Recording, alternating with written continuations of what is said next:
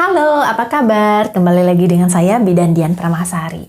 Kali ini kita akan membahas mengenai bayi yang sedang menyusui tetapi sudah beberapa hari tidak BAB, tidak pup. Nah, ini membuat ibunya terkadang merasa takut, khawatir, dan panik karena sebelum-sebelumnya bayinya teratur BAB-nya, pupnya teratur. Kemudian bahkan bisa 3-4 kali. Namun suatu ketika pada usia 1 bulan, 2 bulan, ini bayinya tiba-tiba tidak BAB selama 4 hari, 5 hari, bahkan sampai ada yang sampai seminggu tidak BAB. Tetapi dipastikan bahwa bayi aku ini cuma ASI saja, tetapi kok beberapa hari tidak BAB, bahkan kentutnya atau suara bau gasnya sangat bau sekali, tapi tidak BAB. Lalu perlukah ibu panik? Ibu takut, khawatir, haruskah dibawa ke tenaga kesehatan? Nah, yuk simak terus penjelasan video saya berikutnya.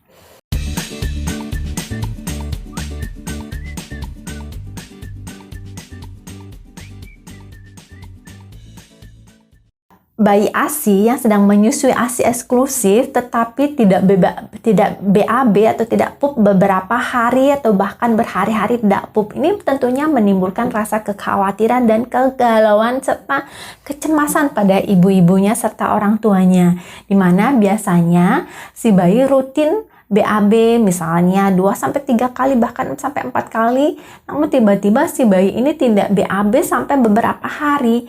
Nah, ini adalah keadaan yang memang biasanya terjadi pada bayi-bayi yang sedang menyusui ASI. Karena kenapa? Nah, biasanya pada bulan-bulan tertentu, bulan-bulan kedua, bulan-bulan ketiga, ini biasanya bayi sudah absorpsi akan ASI-nya ini diperuntukkan untuk membangun otot, perkembangan tubuhnya, jadi digunakan maksimal oleh tubuhnya sehingga yang terserap oleh tubuhnya maksimal dan digunakan untuk pengembangan massa otot, dan biasanya ini proses BAB-nya pun akan jauh berkurang dibandingkan sebelumnya. Biasanya setiap hari BAB dengan jumlah 2-3 kali dan biasanya teratur. Nah, pada saat-saat usia tertentu dia akan mengalami BAB yang durasinya cukup panjang ya, space waktunya biasanya bisa sampai 5 hari, bahkan ada yang seminggu. Tetapi harus dilihat juga apakah si bayinya ini tenang. Kalau bayinya ini tenang, nyaman, tidak ada keluhan, tidak rewel, tidak kesakitan, nah ini masih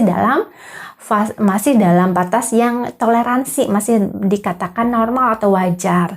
Kemudian pada saat proses menyusui ini memang si bayi usia-usia sekian itu kekuatan otot anusnya memang belum kuat, kemudian abdomennya belum kuat juga ya untuk mengedan. Jadi si ibu ini juga terkadang ketakutan, peluk nggak dikasih suppositorial atau dicolok duburnya, ternyata tidak perlu. Karena nanti kalau dilakukan hal tersebut dapat melemahkan otot anusnya. Jadi biarin aja, ditunggu aja. Kemudian lakukan gerakan-gerakan mengayuh sepeda. Kemudian lakukan pijatan lembut setiap mandi. Kemudian mandikan dengan air hangat agar relaksasi ya. Dan kemudian diajarkan untuk mengayuh sepeda ya. Jadi puter pangkal pahanya dengan naik turun. Jadi si baby, nah ini kedua lututnya ditekuk sampai dengan ke arah perut, dan bisa juga dilakukan dengan teknik mengayuh sepeda setiap harinya untuk membantu proses pengeluaran BAB-nya agar terangsang untuk BAB. Karena memang kekuatan otot anusnya pada usia-usia segini, usia-usia bayi yang masih awal itu masih cukup belum terlalu kuat, sehingga bisa dilakukan dengan stimulasi pijitan, dengan menggunakan pijitan yang lembut pada bagian perut, kemudian mengayuh sepeda dan menekuk kedua lututnya sampai dengan arah perut. Ini bisa dilakukan kepada bayi apabila bayinya sudah beberapa hari belum BAB, dan obat suppositorial harusnya konsulkan dulu terlebih dahulu kepada tenaga kesehatan atau dokter spesialis anak tentunya.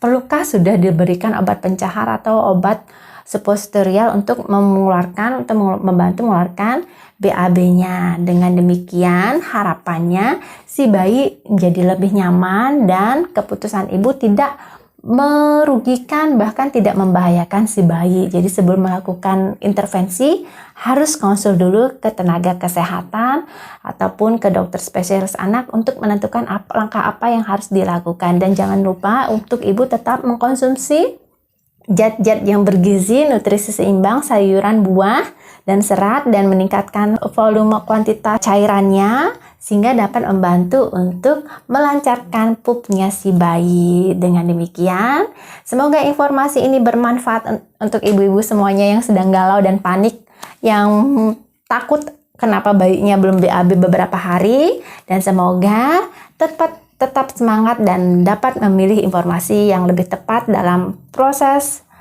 tumbuh kembang serta meningkatkan kesehatan ibu dan anak. Semoga bermanfaat dan salam Rahayu.